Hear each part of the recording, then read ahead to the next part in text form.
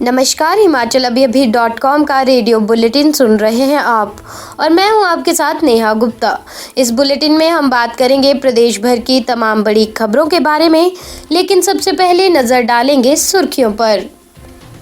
किन्नौर के छितकुल में लापता 2 और ट्रैकर के शव मिले, 7 की हुई मौत, 2 की तलाश जारी।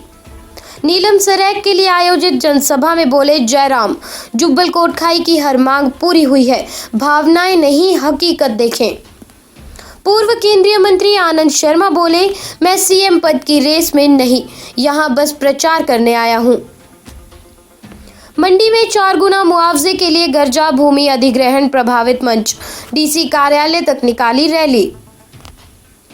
मणिकर्ण घाटी में पुलिस की बड़ी कार्यवाही, 37 नशीले एलएसडी पेपर के साथ 2 पर्यटक गिरफ्तार।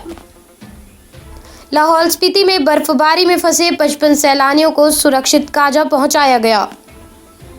डॉक्टर राजेश बोले, वोट की भीख मांग रहे हैं सीएम, सरकार ने काम किए होते तो ये दिन नहीं देखना पड़ता। याद रखें कि कोरोना का खतरा अभी टला नहीं है। हमारा आप सभी से आग्रह है कि एहतियात बरतें और सुरक्षा के 3 उपायों का पालन करें।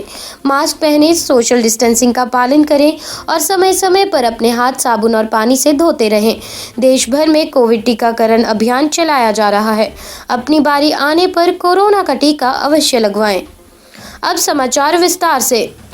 उत्तरकाशी के हर्षिल से छितकुल लमखागा दर्रे की ट्रैकिंग पर निकले 2 और ट्रैकर के शव मिल गए हैं। वहीं अभी भी 2 अन्य लोगों की तलाश जारी है। बता दें कि गुरुवार को 5 शवों की पुष्टि हुई थी। टीम के 11 में से 7 लोगों की मौत हो गई है, 2 घायल हैं। और मामले की जानकारी देते हुए डीसी किन्नौर आबिद हुसैन सादिक ने बताया कि सेना के हेलीकॉप्टर की मदद से छितकुल में लापता 7 लोगों के शवों को निकाला गया है। वहीं लापता लोगों की तलाश अभी भी जारी है। रेस्क्यू अभियान में सेना और वायुसेना की मदद ली जा रही है।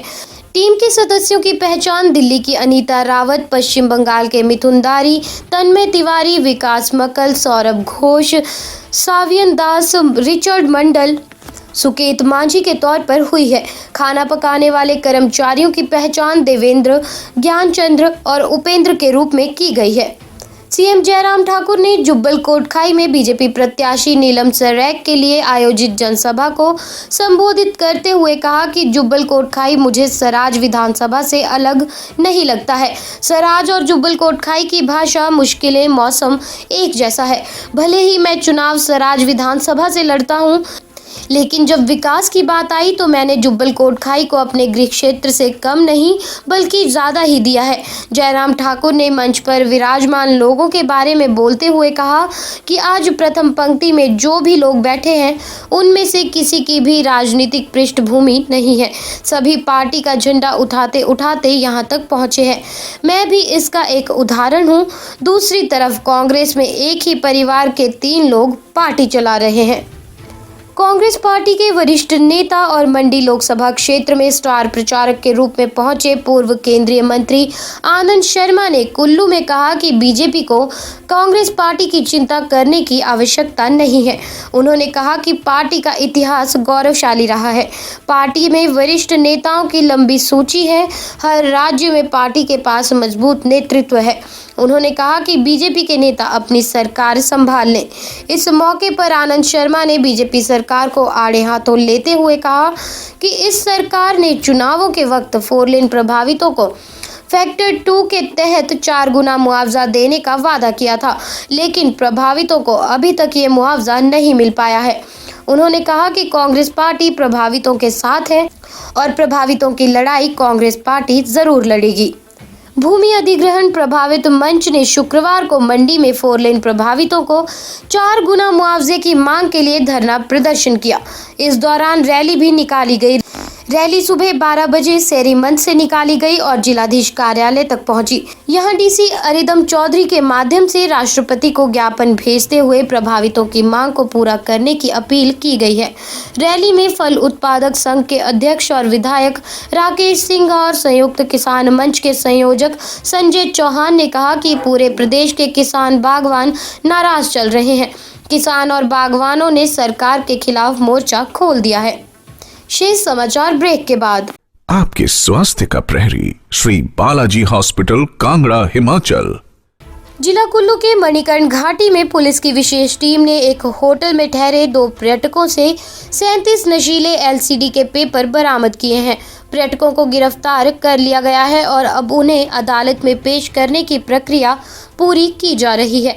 एसपी कुल्लू गुरदेव शर्मा ने बताया कि कुल्लू पुलिस की टीम जब बीते दिनों मणिकर्ण क्षेत्र में गश्त पर थी तो उन्हें सूचना मिली कि 2 युवक निजी होटल में ठहरे हुए हैं और वो नशीले ड्रग्स के कारोबार से जुड़े हैं। पुलिस ने जब कटागला में एक गेस्ट हाउस में ठहरे युवकों के कमरे की तलाशी ली तो उनके कब्जे से एलसीडी पेपर बरामद किए गए। अचानक हुई बर्फबारी के कारण छतड़ू, छोटा दड़ा, बातल और चंद्रताल में फंसे सभी सैलानी 6 दिन बाद शुक्रवार को सुरक्षित काजा पहुंच गए हैं। ये सभी पर्यटक बर्फबारी के बीच रास्ते में एक ट्रक के खराब होने के कारण फंस गए थे। सेना की नागा बटालियन ने लोसर, हल और पंगबो के ग्रामीणों की मदद से रेस्क्यू अभियान चलाया।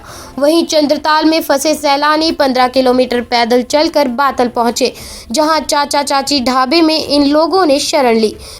डीसी लाहौल स्पीति नीरज कुमार ने बताया कि बातल में बर्फबारी के कारण फंसे सभी सैलानियों को सुरक्षित निकालकर लोसर पहुंचा दिया गया है। यहां से उन्हें काजा में ठहराया जा रहा है, जहां पर उनको मेडिकल जांच के पश्चात अपने अपने गंतव्य स्थानों तक भेज दिया जाएगा। यहां से सभी 59 सैलानियों को सुरक्षित निकाला गया है। बाकी 21 लोग ढाबा संचालक तथा उनका स्टाफ है। कांग्रेस के प्रदेश प्रवक्ता डॉक्टर राजेश शर्मा का कहना है कि उपचुनावों में बीजेपी तीसरे नंबर पर रहेगी। कई स्थानों पर तो कांग्रेस का मुकाबला आज़ाद उम्मीदवारों से हो रहा है। उन्होंने कहा कि सीएम जयराम ठाकुर वोट की भीख मांग रहे हैं। बीजेपी सरकार ने काम किए होते तो सीएम को ये दिन नहीं देखना पड़ता। डॉक्टर शर्मा ने कहा कि अब जनता समझ चुकी है कि बीजेपी सेठों की पार्टी बन गई है। शर्मा ने कहा कि पेट्रोल 100 के पार, सरसों तेल 200 के पार, गैस सिलेंडर 1000 रुपए के पार करने वाली पार्टी किस मुंह से जनता के बीच जाकर वोट मांग रही है। फतेहपुर में भी कांगड़ा के किसी मुद्दे को कांग्रेस जनता के समक्ष नहीं उठा पाई है। फतेहपुर में लोग पीने के पानी और बिजली तक की समस्याओं को उठा रही है। सरकार 4 साल से मूलभूत सुविधाएं भी नहीं दे पाई हैं। इस बुलेटिन में बस इतना ही। कल फिर मुलाकात होगी। नमस्कार।